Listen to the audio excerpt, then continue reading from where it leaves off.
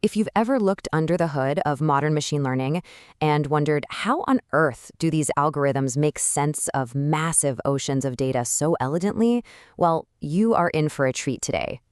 In this explainer, we're demystifying the actual mathematical engine powering those systems.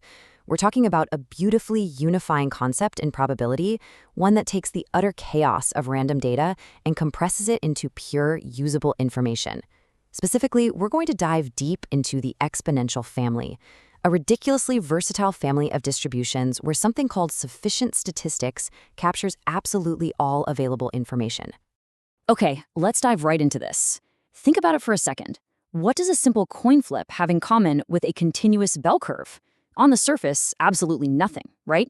A discrete Bernoulli coin flip is literally as simple as it gets. Heads or tails, 0 or 1. But then you have a continuous Gaussian distribution, the classic bell curve. It describes smooth, infinite variations, like human heights or measurement errors in a lab. They seem to exist in completely different mathematical universes. But what if I told you they share the exact same genetic code? So here's our game plan for today. We'll start with the abstraction elevator, then we'll officially meet the exponential family, decode its core equation, explore the sheer magic of sufficient statistics, and finally wrap up with why this all actually matters in practice. All right, let's get moving with Section 1, the abstraction elevator. Our source material lays out this really helpful rule of 3 for mathematical abstraction. Think of it like a building. Down on the ground floor, level 1, things are totally concrete. We're looking at a fixed named distribution. Picture a Gaussian bell curve with a mean of exactly 0 and a variance of exactly 1. No mystery there, it's just a single static shape. But then we take the elevator up to level 2. Things get a bit more flexible here. We still have a Gaussian, but now the mean and variance are unknown parameters that we actually have to infer from our data. This is where your standard statistical modeling lives. Today, though, we are hitting the button for the penthouse, level 3. Up here at the ultimate level of abstraction, we zoom out so far that we're not just looking at Gaussians anymore. We get the VIP view of an overarching family of distributions that unifies entirely distinct models under a single brilliant framework. Which brings us to Section 2, Meet the Exponential Family. So let's meet the family. This is an incredibly versatile class of probability distributions. We're talking continuous Gaussians, discrete Bernoullis, betas, binomials, you name it. Instead of wrestling with a chaotic mess of disconnected formulas where every single distribution has its own arbitrary rules, the exponential family acts as a mathematical Swiss Army knife. If a distribution is part of this family, it shares a unified mathematical form, and, this is the real kicker, it possesses finite dimensional sufficient statistics. Those statistics literally capture all available information in the data. This means we don't have to reinvent the wheel every single time we write an algorithm for a new type of data.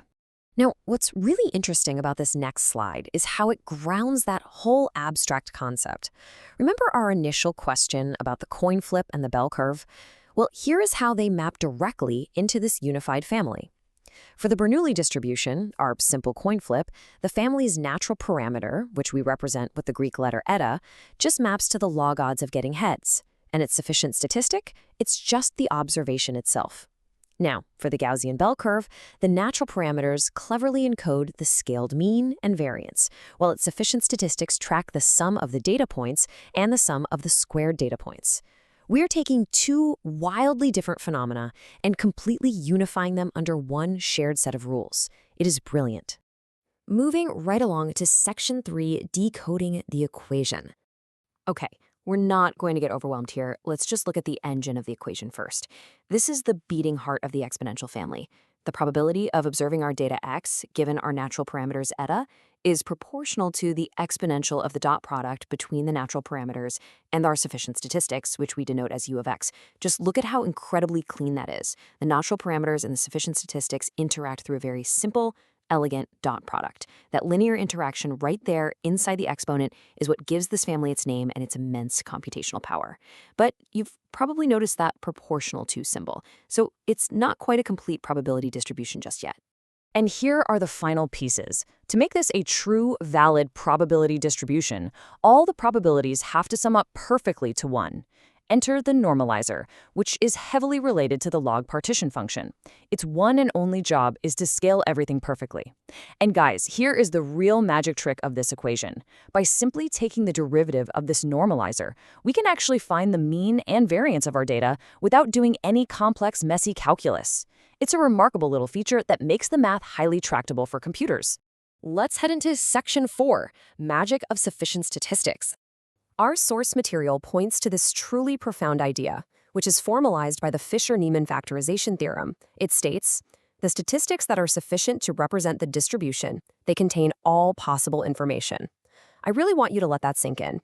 In statistics, you do not always need all the messy raw data. If your data comes from a distribution within the exponential family, a specific mathematical summary of that data, the sufficient statistic, captures absolutely everything there is to know about the unknown parameters. To truly grasp how powerful this data compression is, let's look at a comparison. Imagine you're programming a machine learning model, and you've just observed 10,000 independent coin flips. Over on the left side, you could store that entire raw data set in your computer's memory. That's a massive, computationally heavy array of 10,000 individual zeros and ones. But on the right side, because the Bernoulli distribution is a proud member of the exponential family, you only need to store the sufficient statistic. And what is that?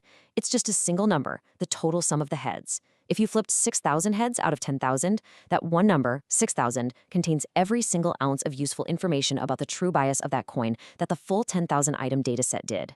It acts as the ultimate zip file for machine learning algorithms. Zero information is lost, but the computational burden completely vanishes. So apologies to the data hoarders out there, but you really only need that one number. And as we can see here, this brilliantly illustrates that exact concept in action. What we're looking at is the binomial distribution, which models the probability of observing exactly m occurrences of an event out of n trials. Notice how the shape of the distribution shifts depending on the underlying parameter.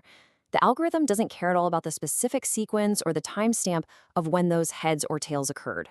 Simply observing those m occurrences perfectly captures the sufficient statistic. It's beautiful data compression, mathematically guaranteed to be 100% lossless. Finally, let's wrap things up with Section 5, why this matters. So, why do we actually care about this? Well, one massive reason is a concept called conjugacy. Just look at this elegant calculation. In Bayesian statistics, you start with a prior belief, you observe some data, and then you update that into a posterior belief. The exponential family creates what we call conjugate priors. For example, if we start with a beta distribution as our prior and we multiply it by a Bernoulli likelihood, meaning we've observed our coin flips, the math works out so beautifully that the resulting posterior distribution is still a beta distribution. The functional form stays exactly the same. We just update the parameters. Practically speaking, this means our software doesn't crash trying to compute impossible, wildly changing mathematical shapes every single time a new stream of data comes in. Let's summarize these practical benefits for machine learning. If you're out there building models, the exponential family is your absolute best friend, really for three main reasons. Number one, finite dimensional statistics. As your data grows to millions or even billions of rows, your sufficient statistics don't arbitrarily bloat up, they stay finite. You are compressing millions of rows into just a few key numbers. Number two, conjugacy, just like we saw. Your prior and posterior share the exact same mathematical form, which makes sequential learning and continuous updating incredibly straightforward. And number three, optimization. Models in this family have concave log likelihoods. In plain English, that means when your algorithm is hunting for the absolute best parameters to fit the data, it's not going to get stuck in mathematical dead ends. The math naturally and efficiently funnels the algorithm right toward the single best answer. These three properties are exactly why this family is so highly programmable and favored by data scientists, for everything from basic regressions right up to complex neural networks. Which leaves us with this final, somewhat provocative thought. The exponential family, along with the magic of sufficient statistics, was independently discovered way back in the 1930s by mathematicians like Pitman, Darmois, and Koopman. We're talking decades before the first modern computer was ever even built. Yet today, this exact same elegant mathematical framework is secretly the engine powering the advanced neural networks and predictive Bayesian AI models of our future. So if this 90-year-old mathematical trick is the backbone of cutting-edge AI today, what other hidden elegant structures are out there just waiting to be uncovered in the noise? Thank you so much for joining me on this explainer. Until next time, keep questioning and keep learning.